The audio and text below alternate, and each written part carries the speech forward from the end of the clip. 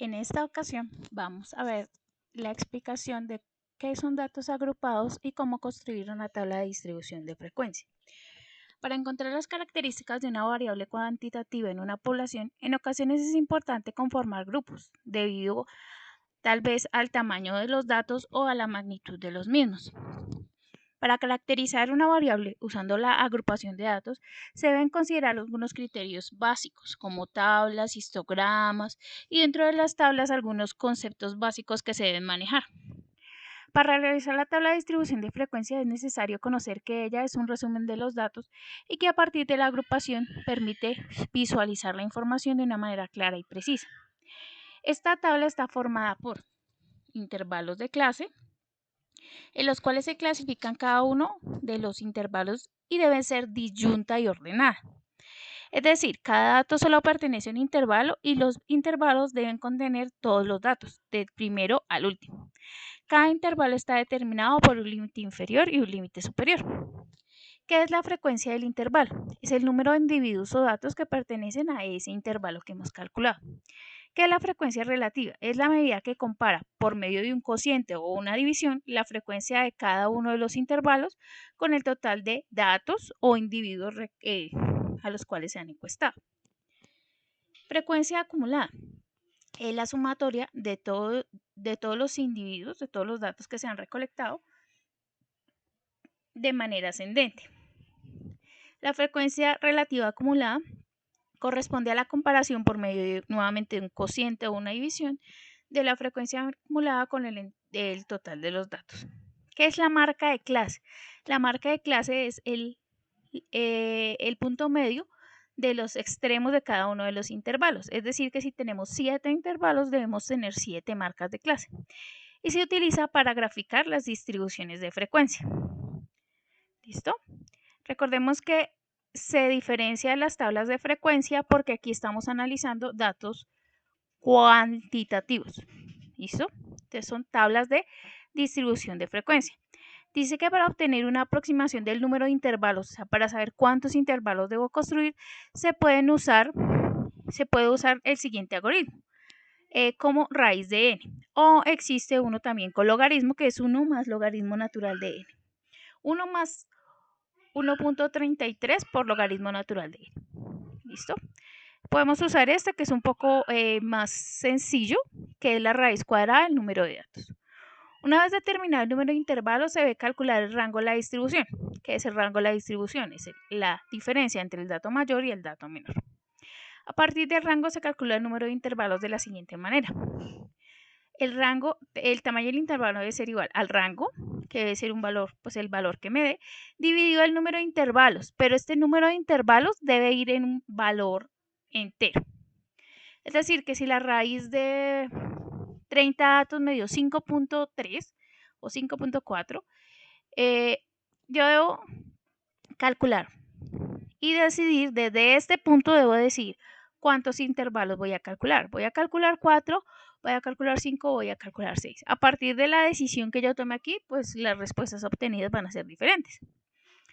Dice que para obtener el primer intervalo se utiliza el dato menor como límite inferior y a este se le suma el tamaño del intervalo calculado y se observa el límite superior de cada manera de la manera similar.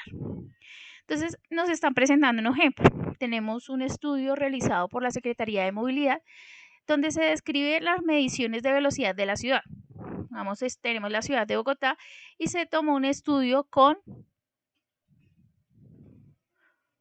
40 datos. ¿Listo? Los resultados de la medición se registran a continuación. Entonces tenemos registrados los datos de la medición, los resultados que obtuvimos. Entonces, ¿qué debo hacer? Lo primero que debo hacer es identificar cuántos datos son. Entonces, yo identifico que tengo, lo primero que tengo que hacer es identificar que el número de datos debe ser igual a la letra n, que equivale a 40 personas encuestadas o 40 índices de velocidad recolectados, 40 datos.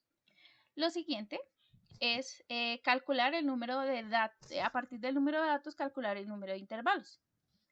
Entonces, tenemos que la raíz cuadrada de 40 es 6.3. Yo lo puedo calcular a partir de aproximar 6.3 a 6 o aproximarlo, o sea que estoy usando aproximación. Yo lo puedo aproximar a 7 o lo puedo aproximar a 6. Cualquiera de las dos es válida. Recordemos que cualquiera de las dos aproximaciones es válida. Yo en este caso lo voy a hacer con 7 intervalos. Entonces ahora determino el rango de la distribución. ¿Cómo lo determino? Primero tengo que calcular cuál es el dato mayor. Entonces voy a la tabla, identifico que el dato mayor es 126. Voy a la tabla, identifico que este 126 es el dato mayor. Identifico cuál es el dato menor, 56. Entonces 56 es el dato menor. Y para calcular el rango hago la diferencia entre 126 y 56, que es igual a 70. Entonces, para calcular el número de intervalos, ¿cómo lo calculo? Tengo que la diferencia es 70 y el número de intervalos que yo seleccioné es 7. ¿Cómo sé cuál debo seleccionar? Selecciono el que me permite hacer las cosas de manera más fácil. Por ejemplo, en este caso, 10 sobre 7, 70 sobre 7 me da 10 y es un número más fácil de manejar cuando voy a hacer tamaños de intervalo. ¿Listo? Entonces, lo siguiente es voy a construir la tabla. ¿Cómo la construyo? Entonces vamos acá a reconstruir el proceso. Recordemos que el primer dato debe ser 56 y el último dato debe ser 126. Ese punto 1 que pongo es simplemente para decir que el número está solamente incluido en uno de los intervalos. ¿Listo? Entonces ahora, mi primer intervalo, el dato menor es 56 y el dato mayor es 56 más 10, que es este valor. El tamaño de intervalo es 10, o sea que debo hacer 56 más 10. Eso me daría 66. En este caso pongo 66.1. ¿Por qué 66.1? Para decir que no se incluye el 66, pero simplemente lo escribo como un referente, no como una cantidad, solamente para diferenciar. Y ahora, 66 más 10 me da 76. Y así sigo, 76, empiezo con el límite inferior, le pongo el 1 para hacer referencia a que 76 pertenece al otro conjunto. 76 más 10, 86. El siguiente es 86.1 para hacer referencia a que el número solo pertenece al conjunto de arriba. A 96, porque sumé 10. Ahora, 96.1, yo le puedo poner .01, lo que quiera, eso es una referencia nada más, a 106.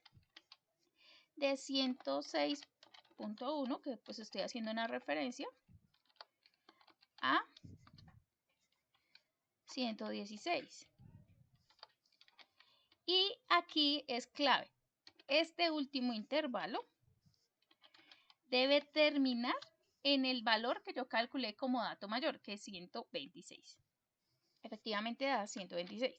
Cuando este valor de el tamaño del intervalo me da un número decimal, el último debe dar así como 125.9, entonces yo lo aproximo a 126. Ahora, ¿qué es la marca de clase? Entonces vamos a calcular la marca de clase. Entonces, la marca de clase se calcula de la siguiente manera. Como lo indica la parte de abajo, los asteriscos, entonces, primero que uso es 0.5 para determinar que el límite inferior no es igual al límite superior anterior. Esa es solo una referencia, que no afecta a la marca de clase. Y aquí lo que hago es sumar 56 más 66. ¿Listo? Entonces sumo el valor 56,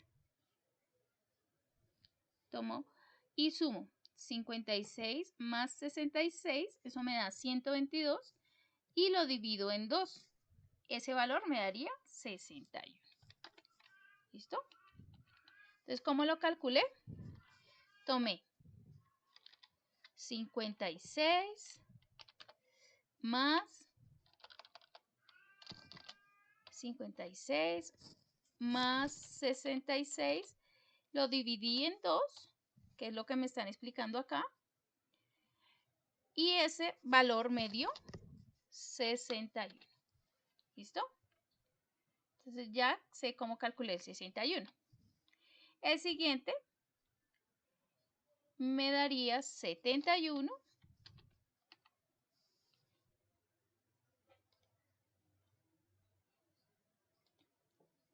porque estoy sumando 76 más 86 y lo divido en 2. El siguiente es 86 más 76 más 86 y me daría 81. En este caso me daría 91 la suma. 96 más 106 dividido 2 me daría 101. En este caso 111. Y en este caso 121. ¿Listo? Entonces, yo ya tengo las marcas de clase. Ya calculé las marcas de clase. Ahora, ¿qué voy a hacer? Lo que voy a hacer es lo siguiente. Voy a tomar los números que están entre 56 y 66. 56 y 66 y yo los pinté de un color. En este caso los pinté de amarillo. ¿Listo? Entonces, por ejemplo, aquí yo los voy a seleccionar y los voy a ir tachando. ¿Listo? Los voy a ir rellenando. De tal manera que al final tengo que tener todos los valores de la tabla. ¿Listo? Entonces ya rellené esos dos datos. Entonces tengo que el total de datos que están aquí son 2. Ahora voy con el siguiente. Entonces voy a suprimir acá. Entonces, el siguiente es los que están entre 66 y 76. Entonces, 66 y 76. Entonces son los que en este color están rojos. Sería 1, 2, 3 y 4. Entonces voy y registro el valor 4.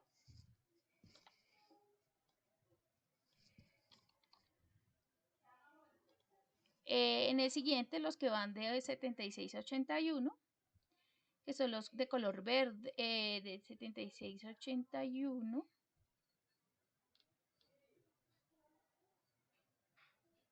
A 86, perdón, que son los de color verde, quedarían 1, 2, 3, 4, 5, 6, 7, 8, 9 y 10. 10.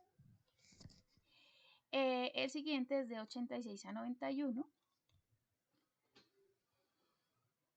87, perdón, a 91. Entonces ahí no encontraría el 86. Serían 1, 2, 3, 4, 5, 6, 7 y 8. Tendríamos 8. El siguiente de 106 de 96 a 106. O sea, de 97. Entonces tendríamos 1,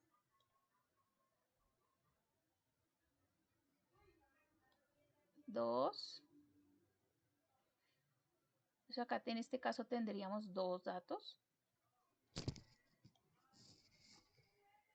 En el siguiente de 107 a 116. Pues tendríamos 1. Ah, mira, acá nos faltó 1, entonces en este eran 3.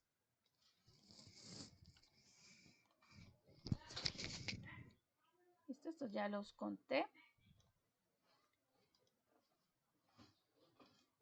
Al contarlos tengo que irlos tachando de alguna forma, con un color, con un lápiz. Este ya lo conté.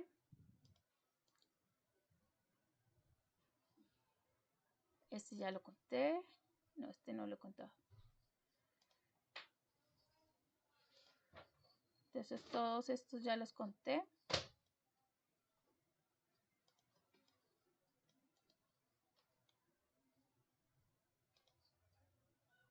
Todos estos ya los conté, entonces los voy subrayando.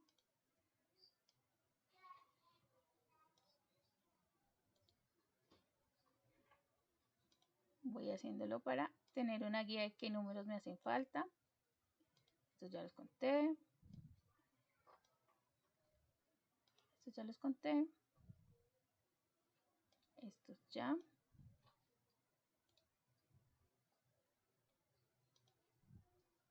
Estos dos también ya.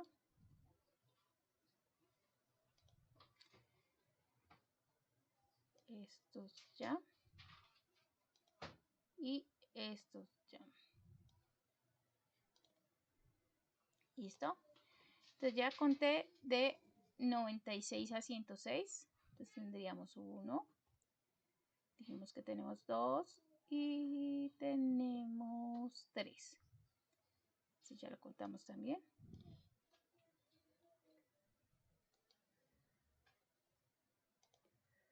Y este también lo contamos. Listo. Ahora me dice, ya conté hasta 106. Entonces ahora me dice que de 107 a 116. Entonces voy a contar. 1,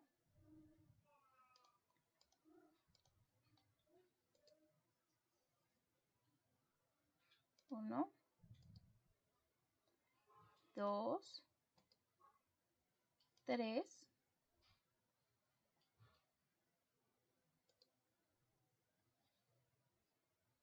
4. Tendríamos 4 datos. Bien. Y los que quedan serían del 116 al 126. Entonces, 1, 2, 3, 4, 5, 6, 7 y 8. Tendríamos 8. ¿Qué debo hacer? Ahora debo hacer la suma. Entonces debo sumar los datos y verificar. Si no me da, tengo que ir a revisar qué pasó. Entonces 2 más 4 más 10 más 8 más 3 más 4 más 8. Entonces me da 39. Quiere decir que yo no conté algún dato.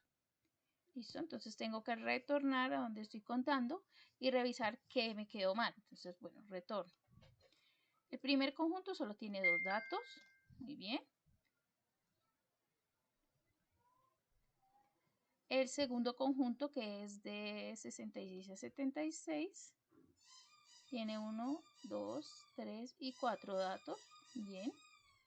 El de 76 a 86, tenemos 1, 2, 3, 4, 5, 6, 7, 8, 9 y 10.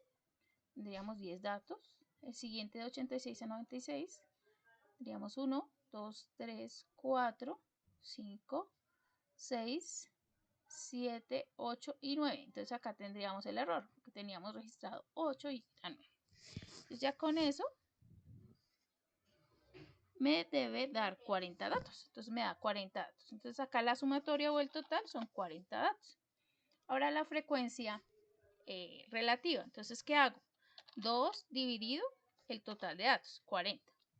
Esto lo puedo escribir así o expresarlo. 2 dividido 40 y eso me da 0.05. Cualquiera de los dos es válido. Entonces, 4 dividido 40.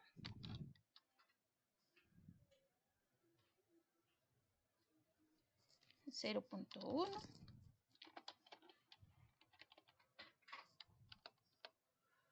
4 dividido 40, 0.1. Y bueno, expreso los demás, dividido 40.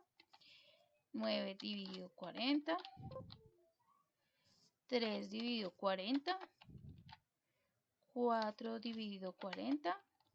Y 8 dividido 40. En este caso no necesito generar el total. O el total me puede dar 40 dividido 40, o sea, tiene que dar 40 dividido 40 o 1. Si lo hago en decimales, la suma me debe dar 1 y si lo hago en fracciones, debe dar 40 dividido 40. Porque es el total de datos. Ahora, la frecuencia relativa, ¿qué es? Tomo el valor. Entonces, esa es la frecuencia acumulada relativa. Entonces, ¿qué debo hacer? Tengo en el primer dato queda 2, en el segundo sumo los dos valores. 4 y 2 me daría 6. En el siguiente tengo que sumar. Al 6 le debo sumar un 10, me daría 16.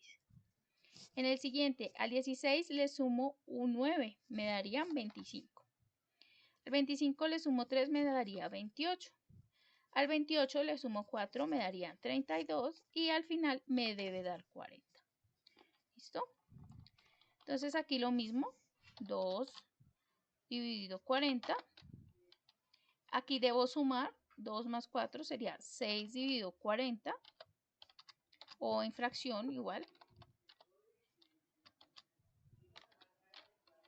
10 más 6, 16 dividido 40.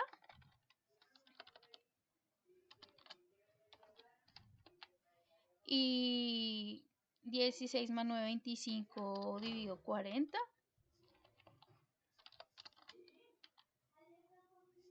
25 más 3, 28 dividido 40. Ahora, 28 más 4 me daría 32 dividido 40. Recuerden que eso lo pueden expresar como decimales también. Y en este caso, 32 más 8, 40 dividido 40. Quiere decir que nos dio bien. Ahora, ¿qué hago acá? El porcentaje, ¿cómo lo calculo? Entonces, calculo de la siguiente manera. Uso la frecuencia relativa y multiplico ese valor obtenido por 100. Entonces tomo 0.05, que es el valor que obtuve, por 10, digo por 100, perdón, y eso me daría 5. O en este caso, tomo 0.1 por 100 y eso me daría 10. Por ejemplo, en el caso de 10 dividido 40, me da 0.25.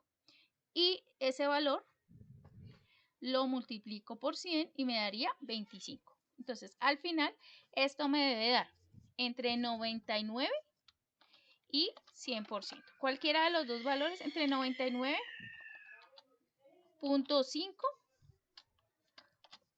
la suma debe dar entre 99.5 y 100%. ¿Listo? Ahí ya nos quedaría la tabla de clase construida. La tabla de distribución de frecuencia construida. ¿Listo? ¿Cómo se grafica el histograma? Entonces el histograma es un gráfico que corresponde a las barras en el caso de los datos agrupados para variables cuantitativas continuas. Las barras deben dibujarse pegadas una a la otra. O sea, aquí ya no estamos hablando de un diagrama de barras en donde estaba separado, sino en esto las barras deben estar pegadas. En el eje horizontal debemos escribir los números de la marca de clase, estos que están acá, estos que identificamos acá. Y en el eje vertical debemos escribir las cantidades. Lo mismo el polígono de frecuencia se puede dibujar solo o trazar en cada uno de las mitades de las barritas y dibujarlo. ¿Listo? Entonces, en la actividad lo que deben hacer es algo similar a lo que yo propuse acá, pero teniendo en cuenta estos datos que ya es un conjunto de datos mayores. Alguien puede preguntar, bueno, pero ¿cómo se construye un diagrama de tallo y hoja? Entonces, un diagrama de tallo y hoja es algo que se usa para poder representar los valores de la tabla. Ah, pero ¿cómo represento los valores de la tabla? Entonces, los valores de la tabla van a estar separados en un tallo y una hoja. Generalmente, las hojas solo deben contener un valor, uno solo. Y los tallos, y los tallos pueden contener la parte decimal. Entonces, por ejemplo, lo primero que tengo que hacer acá en este ejercicio es determinar cuál es el dato menor. Entonces, digamos que el dato menor es 56. Y el dato mayor, determino cuál es el dato mayor. El dato mayor es 128. Entonces, mi diagrama de tallo y hoja debe ir desde 56, o sea, mi raíz es 5. Mi raíz es 5. Sigo haciéndolo, 5. Raíz 6. 7. 8. 9. 10. Y debo ir hasta el dato menor. Hasta el dato mayor, perdón. 11. Y se supone que el dato mayor es 128. Entonces mi tallo sería 12. Ahora inserto o trazo, como quieran. Hago la siguiente. Trazo una línea.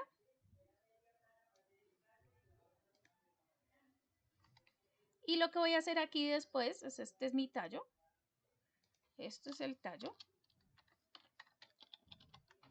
y en este caso tenemos que estas son las hojas.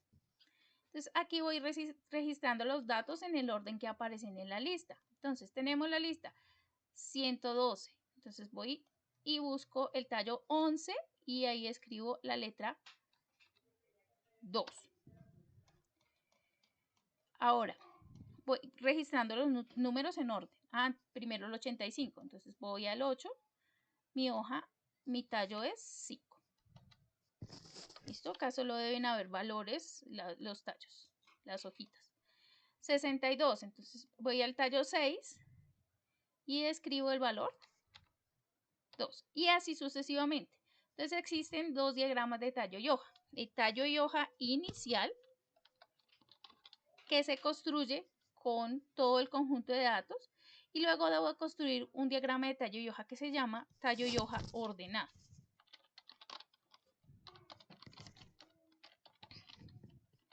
¿Cómo se construye el diagrama de tallo y hoja ordenado? Después de que yo tengo el diagrama de tallo y hoja inicial, por ejemplo, estoy registrando los datos tal cual aparecen. Entonces, 62, 75, 84. Entonces, 75 y aquí en el 84. Entonces, yo lo registro acá. Si hay 10 veces el 84, debo registrar 10 veces el 4. Cuando yo hago el diagrama de tallo y hoja ordenado, tengo que ordenar los datos. Debe ir en orden ascendente de menor a mayor y si hay repeticiones, incluir las repeticiones. ¿Listo? Ese es un diagrama de tallo y hoja para que tengan claro qué es un diagrama de tallo y hoja. Y lo demás ya es lo que ya hemos construido. Observen que solamente se pide el histograma y el polígono de frecuencia para el último ejercicio, que es el que tiene menos datos. ¿Listo? Entonces espero que haya quedado clara la actividad.